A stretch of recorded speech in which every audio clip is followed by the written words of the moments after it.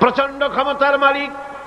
রাতকে দিন বানাতে পারেন, দিনকে রাত বানাতে পারেন, আমিরকে ফকির বানাতে পারেন, ফকিরকে আমির বানায় দিতে পারেন, রাস্তার লোক ধরে নিয়ে প্রেসিডেন্ট বানায় দিতে পারেন, আবার নারাজ হলে পরে জুতার মালা দিয়া জেলখানায় ঢুকাইয়া দিতে পারেন। ক্ষমতায় থাকাকালীন ফুলের মালা এত বেশি পায়, ফুলের মালায় গলা ভরে যায়। গাবতলির কোরবানির হাতেও এত মালা পায় না।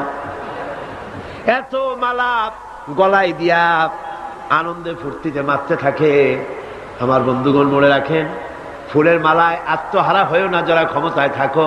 এই ফুলের মালা আর ফাঁসির রশি একেবারেই পাশাপাশি। ফুলের মালা থেকে ফুলগুনি ঝরে পড়লেই ওই রশিটাই ফাঁসি হওয়ার জন্য যথেষ্ট, ঠিক কিনা? মানুষ বোঝে না, বোঝে না। আল্লাহ বলেন, আমি তাকায় থাকি, দেখি কি করো, তোমার আমলটা কেমন হয়। ক্ষমতার মালিক আল্লাহ, দেওয়ার মালিক আল্লাহ। আর যখন নারাজ হয়ে যান, এক থাপ্পড় মেরে ক্ষমতা ছিনায় নিয়ে যান। পারেন কিনা? পারেন কিনা? ইতিহাস সাক্ষী। কিন্তু ইতিহাসের সবচেয়ে বড় শিক্ষা যে মানুষেরা ইতিহাস থেকে শিক্ষা গ্রহণ করে না।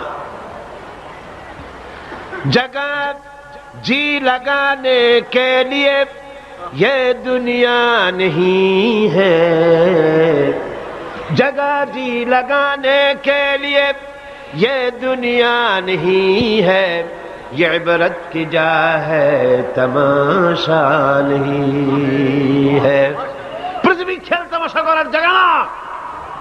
इतिहास থেকে শিক্ষা নাও, পূর্বপুরুষদের দিকে তাকাও। আল্লাহর দ্বীনের কর্মী